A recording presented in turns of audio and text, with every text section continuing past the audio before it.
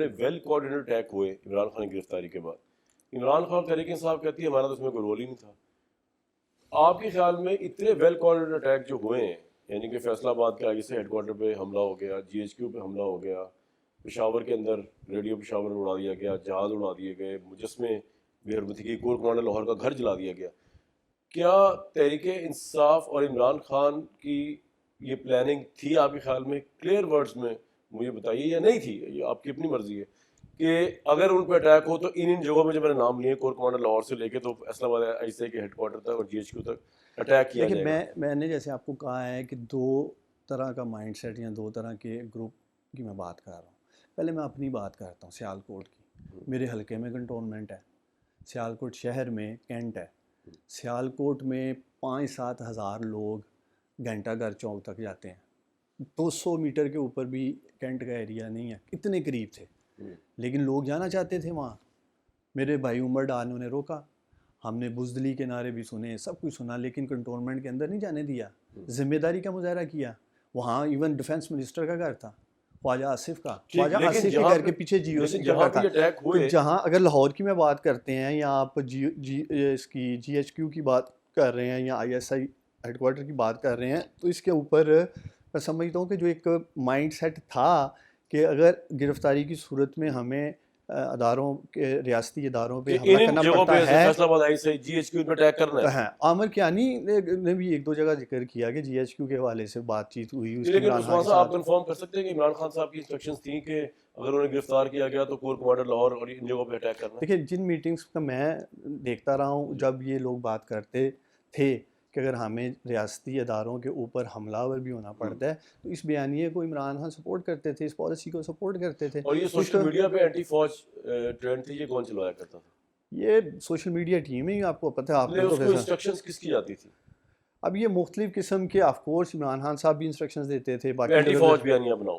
نہیں، اینٹی فوج کا اب مجھے نہیں اندازہ کہ اینٹی فوج بیانیے کو وہ کہتے تھے یا نہیں کہتے تھے. میرے نزدیک جیسے میں نے آپ کو کہا ہے، ان کو شاید ادارے سے بھی یہ ایک انفارمیشن یا ایسی میسیجنگ تھی کہ شاید اس ساری سچویشن میں آرمی چیف چینج ہو جائے یا فوج کے اندر کوئی ایسا چینج آ جائے. 9 مئی کے واقعے کا آبجیکٹیو کیا تھا آپ کے خیال میں؟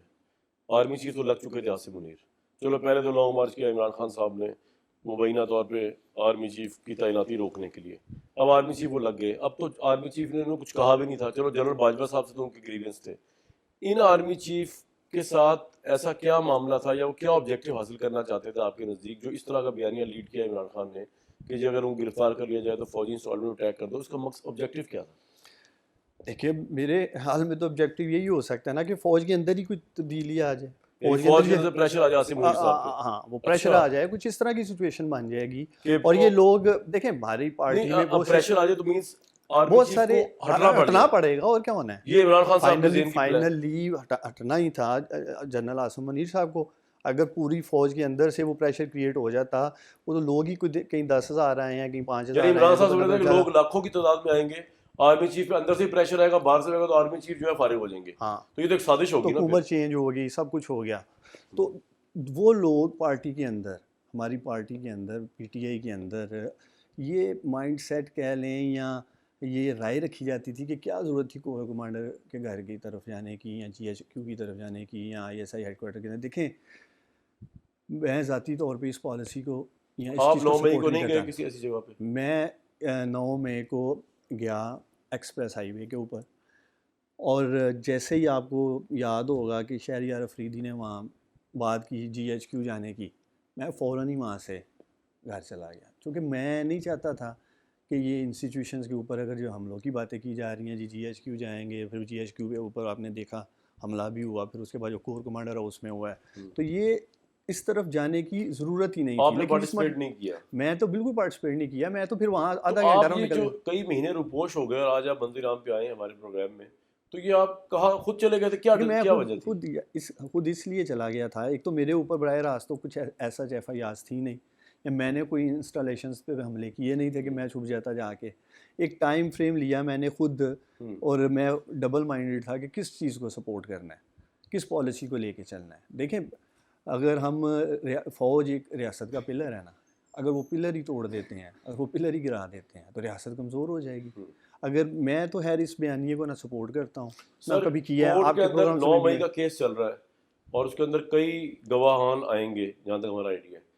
آپ یہ جو بات گفتگو ابھی ٹی وی پہ کر رہے ہیں میرے سامنے میرے گھر میں بیٹھ کے, کیا اگر آپ کو عدالت بلائے تو آپ یہ باتیں وہاں بتا پائیں گے اپنے چیئرمین تحریک انصاف جن کو آپ لیڈر مانتے رہے ہیں اور آپ جن کی وجہ سے سیاست شروع کی ہے, آپ اگر جس سچائی سے یہ بول رہے ہیں, اگر کورٹ میں آپ کو بلایا جائے عمران خان کے خلاف گواہی دینے کے لیے 9 مئی کے واقعات میں, آپ یہ سارے واقعات انڈر اوتھ کورٹ کو بتا دیں گے؟ دیکھیں میں چونکہ اس گروپ کا حصہ ہی نہیں تھا جو نہیں, اس لیکن جو طرح آپ کے دیکھ رہے تھے وہ تو آپ بتا سکتے ہیں ہاں نا. ہاں جو یہ باتیں وغیرہ ہوتی رہی ہیں اس کے اوپر آپ کر کورٹ سکتے میں ہیں. بتا سکیں گے؟ ہاں عامر کیانی بھی اس بات کا نہیں سر, گواہ آپ وقت بتا ہے. سکیں کورٹ میں بھی چلا جاؤں گا, بتائیں اگر گے آپ کورٹ بلائیں گے تو. دیکھ لیں گے کیا ہے. عثمان ڈار صاحب, بہت سے لوگ سوچ رہے ہوں گے کہ آپ یہ سارے تحریک انصاف کو اس لیے اس وقت یہ کہہ رہے ہیں کیونکہ آپ کے اوپر کرپشن کے کیسز ہیں. میں یہ نہیں کہہ رہا آپ مجرم ہیں, لیکن آپ پہ اینٹی کرپشن والوں نے کیسز بنائے ہوئے ہیں. مجھے اس کے کانٹینٹس کا نہیں پتا, ورنہ میں آپ سے اس پہ جرا کرتا. تو کیا یہ وہ پریشر تو نہیں جس کی وجہ سے آپ یہ انٹرویو دے رہے ہیں آج مجھے, نہیں ان کیسز کا کہ تو آپ پہلے چاہ رہے ہیں اینٹی کرپشن والے تو خوش ہو نہیں جائیں؟ اینٹی کرپشن کے کیسز کا تو میں پہلے بھی سامنا کر رہا تھا, لیکن یہ 9 مئی کے بعد جب ہم منظر عام سے ہٹے ہیں تو اس میں جو ضمانت کے ڈیٹس تھیں وہ کینسل ہو گئیں, اور وہ بھی بنیادی وجہ 9 مئی بنی. ادروائز تو میں کیسز کا سامنا کر رہا تھا. آج بھی نگران حکومت ہے, میں آپ کے پروگرام سے چیلنج کر رہا ہوں, کریں چیک کریں, 1 روپے کی کرپشن نکلے گی تب عمران بات کریں. خان نے آپ کو ڈس اپوائنٹ کیا یا نہیں؟ بہت زیادہ مایوسی اس لیے ہوئی, دیکھیں 9 مئی کے بعد پاکستان تحریک انصاف کے ہر کارکن کی, ہر یہ بات لیڈر صحیح کی ہے. ہاں, زندگیاں بدل گئی ہیں پچھلے 5 ماہ میں. ابھی چلے میں تو آپ کے پروگرام میں آ گیا ہوں, بہت سے ایسے تحریک انصاف کے رہنما ہیں جن کو نظر بھی آ رہا ہے کہ زمین پہ پاؤں نہیں لگیں گے, سپیس نہیں ہے, الیکشن تک نہیں ہے. اس سب کا ذمہ دار کون ہے, اس سب صورتحال کا جو پی ٹی آئی فیس کر رہی ہے؟ دیکھیں اس ساری سچویشن کا ایک جو بیانیہ بنایا گیا سارا, میں جیسے آپ کو کہہ رہا ہوں چیئرمین تحریک انصاف لے کے چلے صاحب, وہ پورا ایک گروپ آپ سمجھتے ہیں عمران خان رسپانسبل ہے تمام چیزوں کے؟ پی ٹی آئی کو یہاں تک پہنچانے کے لیے عمران خان صاحب کے جو فیصلے تھے, اب یہ تو آنے والا وقت فیصلہ کرے گا نا الیکشن میں. عمران خان صاحب ہو سکتا ہے سوچ بھی رہے ہوں یہ جو سب کچھ ہوا ہے, حکومتیں بھی ٹوٹ گئیں دونوں صوبائی, شاید وہ نہ ٹوٹتی تو 9 مئی نہ ہوتا. تو یہ سارے اب ڈیسیژنز تو وہی کر رسپانسبلٹی رہے آپ کس پہ ڈالتے ہیں تحریک انصاف کے ان حالات کی؟ دیکھیں عمران خان صاحب کے ساتھ جیسے میں نے آپ کو کہا کہ یہ سارے ایک مائنڈ سیٹ تھا جو تو لیڈر تو وہی تھے نا. ہاں ہاں, تو عمران خان ذمہ دار ہوں گے. عمران خان صاحب اب اگر پارٹی یہاں تک آئی ہے تو عمران خان صاحب کے فیصلوں سے آئی ہے. اگر کل کو آپ کا فیصلہ کیا ہے سیاست کے حوالے سے, تحریک انصاف کے حوالے سے؟ میں ایک بریک لے لوں آڈینس سے, اس کے بعد جانیں گے کہ عثمان ڈار صاحب جو آج میں ملے تو انہوں نے مجھ سے مشورہ بھی کیا آف دا کیمرہ, اور انہوں نے مجھ سے ان کا اپنا فیصلہ بھی ہے ویسے تو میں نے ان کو اپنی بھی بیسٹ رائے دی. انہوں نے ایک فیصلہ کیا ہے جو وہ عوام سے شیئر کرنا چاہتے ہیں. ہمارا پلیٹ فارم حاضر ہے.